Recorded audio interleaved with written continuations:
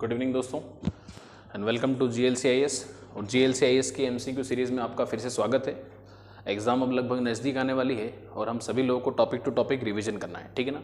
तो इसमें MCQs भी हम लोग सॉल्व करते जाएंगे, साथ में छोटा छोटा उसका डिस्क्रिप्शन भी हम लोग देते जाएंगे ताकि लगे हाथ आप लोग का रिवीजन होता रहे, ठीक है ना।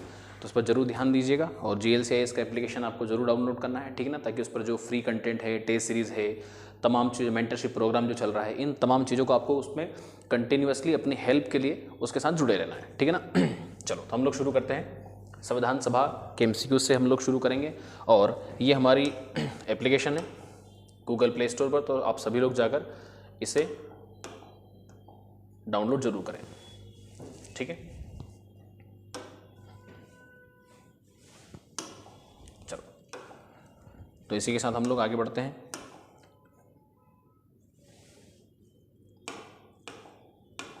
ठीक है, हम लोग शुरू करते हैं संविधान सभा के साथ, ठीक है ना, क्योंकि लगभग प्री के लिए काफ़ी इंपॉर्टेंट टॉपिक है और कई सारे फैक्ट्स ऐसे हैं जो हम लोग के जहन से छूट जाते हैं और वो रिवीजन के अंदर शामिल नहीं हो पाते, ठीक है ना। तो इसलिए हम लोगों ने एक MCQ सीरीज शुरू की है, ठीक है ना, जिसमें लगे हाथ हम लोग प्री का रिवीजन भी करते चलेंगे, ठीक है ना।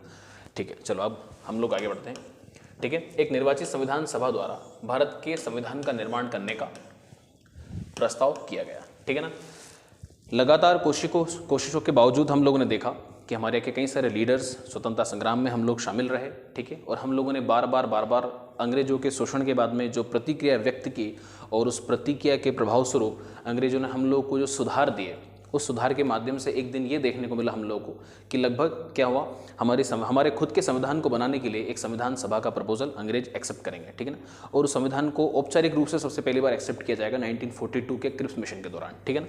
तो हम लोग यहाँ पर हम लोग देखते हैं कि संविधान सभा द्वारा, तो संविधान सभा के हम लोग प्रस्ताव की बात करें कि संविधान सभा का प्रस्ताव कब एक्सेप्ट किया गया, ठीक है ना। तो यहाँ हम लोग बात करते हैं कैबिनेट मिशन की, ठीक है ना। तो हम लोग देखेंगे यहाँ पर जैसे ब्रिटिश कैबिनेट का डेलीगेशन या ब्रिटिश कैबिनेट मिशन भी जिसे कहा गया आपका कैबिनेट मिशन, और जो आया था 1946 के अंदर, ठीक है, 1946 के अंदर। और हम सभी लोग जानते हैं कि इसके पहले अंग्रेजों ने लाख कोशिश की, मिन्नतें की, जिससे वो द्वितीय विश्व युद्ध के अंदर फिर से पहले विश्व युद्ध की तरह भारतीयों का समर्थन प्राप्त कर सके, ठीक है। चलो हम लोग आगे बढ़ते हैं, ठीक है। अगला क्वेश्चन है आपका, इन व्यक्तियों में से कौन कैबिनेट मिशन का सदस्य नहीं था, ठीक है। तो सबसे पहले हम लोग को तमाम जो सदस्य थे उन्हें रिकॉल करना है और किस व्यक्ति का क्या संबंध था, ठीक है ना, उसका भी हम लोग को साथ में लगे हाथ एक्सप्लेनेशन देते हुए चलना है। यहाँ पर एक व्यक्ति का नाम ऐसा होगा जो थोड़ा सा हमारे ट्रेंड या फिर हमारे नॉलेज से बाहर हो जाता है, वो व्यक्ति क्यों आया, हो सकता है उस पर भी क्वेश्चन बन सके, ठीक है ना, जिसका नाम है लगभग AB अलेक्जेंडर, ठीक है ना। लेकिन यहाँ पर कौन व्यक्ति शामिल नहीं था, हमें इसके बारे में बताना है, ठीक है ना। तो कैबिनेट मिशन के सदस्यों में से, ठीक है, जो अपने आप में क्या था, एक 3 सदस्यीय आयोग था, एक 3 सदस्यीय आयोग था। अंग्रेजों ने लाख राजनीतिक गतिरोध को दूर करने की कोशिश की, लेकिन उन तमाम कोशिशों में भी, उन असफल प्रयासों के बाद एक कैबिनेट मिशन नाम की योजना लाई जाएगी, जिसके माध्यम से वे स्वयं, ठीक है, हम लोगों के सामने एक योजना रखेंगे कि आपका संविधान इस तरीके से बनाया जाएगा, ठीक है। तो वो व्यक्ति जो इसमें शामिल नहीं था वो थे आपके विलियम वुड। बाकी state for trips, board of trades के अध्यक्ष रहेंगे, ठीक है, पेंथिक लॉरेंस, ठीक है, जो आपके कौन रहेंगे, भारत सचिव रहेंगे, ठीक है, या थे आपके बोर्ड ऑफ ट्रेड, ठीक है ना, के चेयरमैन रहेंगे, ये आपके भारत सचिव रहेंगे। और AB अलेक्जेंडर, आप सभी लोग को एक नेवल म्यूटिनी याद आई होगी, आप लोग अगर याद रही हो तो, ठीक है, नौसेना विद्रोह, ठीक है, नौसेना विद्रोह के कारण ये नेवल चीफ रहेंगे, ठीक है ना, कैसे, नौसेना कमांडर। तो इस प्रश्न के अंदर एक और प्रश्न बन सकता है कि नौसेना कमांडर क्यों बुलाए गए, ठीक है ना, क्योंकि नेवल म्यूटिनी इसके पहले हो चुकी थी। फिर हम लोग आगे बढ़ते हैं नेक्स्ट क्वेश्चन की तरफ, ठीक है। ये इसका एक्सप्लेनेशन देखिए, कैबिनेट मिशन मार्च 1946 में भारत पहुंचा। इस मिशन के सदस्य स्टेट फॉर ट्रिप्स, जो कि क्या थे, अध्यक्ष थे बोर्ड ऑफ ट्रेड के, फिर पेंथिक लॉरेंस, जो कि भारत सचिव रहेंगे, भारत सचिव का एक पद, ठीक है ना, जो हम लोग माउंटबेटन प्लान के बाद में एक भारत स्वतंत्रता अधिनियम पास किया जाएगा, ठीक है, 1947 में, उसके माध्यम से इन तमाम पदों को हम लोग खत्म कर देंगे, ठीक है। जो ब्रिटिश पैरामाउंट सी वगैरह तमाम जो चीज़ें रहेंगी उन्हें खत्म कर दिया जाएगा। और एबी अलेक्जेंडर, जो कौन है आपके नौसेना मंत्री रहेंगे। ठीक है, चलो आगे बढ़ते हैं हम लोग नेक्स्ट क्वेश्चन की तरफ। नेक्स्ट क्वेश्चन है आपका, निम्नलिखित में से कौन अगस्त 1947 में गठित प्रथम अंतरिम राष्ट्रीय सरकार का सदस्य नहीं था। ठीक है, तो कौन नहीं था, ठीक है, गैस करिए आप लोग कौन नहीं रहे होंगे। भाई जगजीवन राम थे, हम सभी लोगों को पता है, मंत्रियों के जब हम लोग लिस्ट पढ़ते हैं तो इनके पास अलग अलग तमाम, ये तीनों लोग किसी ना किसी मंत्रालय से संबंधित रहेंगे। ठीक है ना, नहीं रहेंगे तो वो आपके रहेंगे डॉक्टर एस राधाकृष्णन। ठीक है ना, इसका एक्सप्लेनेशन भी आपको बताता हूँ। ठीक है, कैबिनेट मिशन योजना के आधार पर कब बनेगी, 2 अगस्त घोषणा होगी 24 अगस्त 1946 की। ठीक है ना, कि घोषणा के तहत नवनिर्वाचित संविधान सभा से 2 सितंबर 1946 को भारत की अंतरिम सरकार का गठन किया जाएगा। इसमें सी राजगोपालाचारी शिक्षा मंत्री रहेंगे, डॉक्टर राजेंद्र प्रसाद आपके रहेंगे खाद्य और कृषि मंत्री, जगजीवन राम रहेंगे श्रम मंत्री। ठीक है ना, जबकि डॉक्टर राधाकृष्णन इस प्रथम अंतरिम सरकार के सदस्य नहीं थे। तो राइट आंसर कौन सा होगा आपका, एस राधाकृष्णन साहब। ठीक है, बाकी तमाम लोग को अलग अलग मंत्रालय अलॉट थे, इसका मतलब वो सभी इस मंत्रिमंडल में शामिल थे। ठीक है, आगे बढ़ते हैं हम लोग। ठीक है, भारतीय संविधान को बनाने हेतु भारतीय संविधान सभा के कुल कितने अधिवेशन हुए।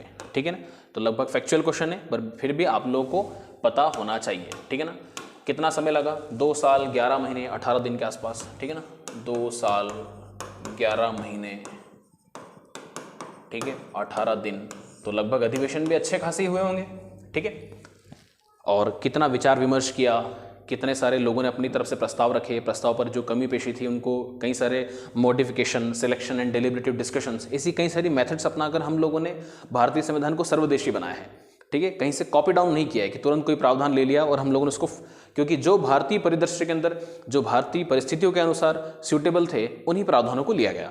ठीक है, तो उसके अंदर लगभग आपके कितने 12 अधिवेशन। ठीक है, चलो आगे बढ़ते हैं, एक्सप्लेनेशन भी आप लोग बताता चलता हूँ। ठीक है, लेकिन भारतीय संविधान के निर्माण में संविधान सभा को 2 वर्ष 11 महीने 18 दिन लगे, ये लगभग टोटल समय है। ये भी आप लोगों से पूछा जा सकता है, कई बार रिवीजन ना करने की स्थिति में हम लोग कंफ्यूज होकर इससे भी गलत कर देते हैं। ठीक है, तो शांति से प्री का एग्जाम शांति से सोच समझ कर आराम से देना है, समय की उसमें कोई कमी नहीं पड़ती है। ठीक है ना, चलो, और इसके कुल लगभग 11 अधिवेशन। ठीक है ना, कुल अवधि जो होगी लगभग 165 दिन रहेंगे। ठीक है ना, वैसे अगर देखा जाए तो उस ऑप्शन के हिसाब से लगभग क्वेश्चन ही आयोग डिलीट कर देगा। ठीक है ना, तो टोटल अधिवेशन कितने हुए थे, 11 अधिवेशन हुए थे, कुल अवधि 165 दिन थी। 11वें अधिवेशन के अंतिम दिन 26 नवंबर 1949 को, ठीक है, संविधान को अंगीकृत किया गया, संविधान को अंगीकृत किया गया। और इन 11 अधिवेशन के अतिरिक्त संविधान सभा पुनः, ठीक है, 24 जनवरी 1950 को, ठीक है, समवेत हुई, जबकि सदस्यों द्वारा भारत के संविधान पर हस्ताक्षर किए गए। ठीक है, द राइट आंसर इज 11 अधिवेशन। तमाम फैक्चुअल क्वेश्चंस ही हैं, लेकिन प्री में आप लोग जानते हैं संकल्पना से ज़्यादा आपको तथ्यात्मक एग्जाम है, तो हम लोग को बार बार रिकॉल और रिवीजन करना ही इसका एकमात्र सार है। ठीक है, संविधान सभा में वयस्क मताधिकार को 15 वर्षों के लिए स्थगित करने की बात किसने की थी। ठीक है ना, तो हम लोग सभी लोग जानते हैं, लगभग भारतीय संविधान सभा में सभी लोग लोकतांत्रिक दृष्टिकोण वाले लोग ही थे। ठीक है, सभी लोग जानते थे कि हम अंग्रेजों की तरह व्यवस्थाओं को तो लागू नहीं करेंगे। ठीक है, और देश के नागरिकों को, अगर हम लोगों ने भारतीय संविधान की प्रस्तावना में अगर ये कहा है कि हम भारत के लोग, और अगर शक्ति का स्रोत जनता को माना है, ठीक है, नागरिकों को माना है, देश की जनता को माना है, तो कहीं ना कहीं उन्हें वो अधिकार भी देने पड़ेंगे जिससे वो अपने राजनीतिक सहभागिता को सुनिश्चित कर सके। लेकिन फिर भी लोगों को लगा, कई सारे लोग उसके अंदर थे, और वो कौन व्यक्ति थे, वो थे मौलाना अबुल कलाम आज़ाद। मौलाना अबुल कलाम आज़ाद का तर्क ये था कि कहीं इन लोगों को, जिन लोगों को इसके बारे में अभी राजनीतिक प्रतिनिधित्व या राजनीतिक प्रशिक्षण जिन लोगों को प्राप्त नहीं है, तो कोशिश ये की जाए कि उसको थोड़ा डिले किया जाए। तो 15 वर्षों तक उसे स्थगित करने की बात की। लेकिन हमारे यहाँ कई सारे लोग थे जिनका अच्छा खासा वर्चस्व था, और इस वर्चस्व के आधार पर संविधान सभा के निर्माण की कई बार आलोचना भी होती है। ठीक है ना, कि गिने चुने लोग ही थे, और खासकर कहा जाता है कि कांग्रेस ही संविधान सभा थी और संविधान सभा ही कांग्रेस थी, लेकिन ऐसा नहीं है। ठीक है, अलग अलग विचारधारा के लोगों का समावेशन था। आज की राजनीतिक पार्टी की तरह वो कांग्रेस नहीं थी, बल्कि एक अपने आप में ऐसा संगठन था जिसने हमारे स्वतंत्रता आंदोलन और हमारी आज़ादी की राह को एक नया आयाम दिया। ठीक है, वयस्क मताधिकार को 15 वर्षों के लिए स्थगित करने की बात की, तो वो किसने की थी, मौलाना अबुल कलाम आज़ाद साहब। ठीक है ना, मौलाना अबुल कलाम आज़ाद। उम्मीद करता हूँ सभी लोगों को कलर्स दिख रहे होंगे पेन के। ठीक है, चलो, मौलाना अबुल कलाम आज़ाद। चलो आगे बढ़े हम लोग। ठीक है ना। संविधान सभा में वयस्क मताधिकार पर बहस के दौरान मौलाना अबुल कलाम आज़ाद ने वयस्क मताधिकार को 15 वर्ष के लिए स्थगित करने की वकालत की थी, किंतु राजेंद्र प्रसाद एवं पंडित जवाहरलाल नेहरू ने जोरदार ढंग से अपनाने का इसका समर्थन किया था। ठीक है, क्वेश्चन पूछा जा सकता है। ठीक है ना, कोशिश की जाएगी कि संभावित प्रश्न ही शामिल किए जाए, अनरिलेटेड प्रश्नों का कोई इस्तेमाल नहीं किया जाएगा।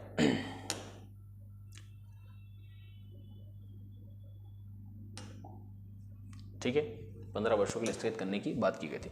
भारतीय संविधान सभा की स्थापना की गई थी। ठीक है, सीधी बात है, लगभग जब संविधान सभा मुख्य रूप से अपने संचालन के अंदर या फिर अपने कार्य प्रणाली के अंदर शुरू की जाएगी या फिर आएगी, तभी इसके लगभग स्थापना मानी जाएगी। तो हम सभी लोगों को पता है लगभग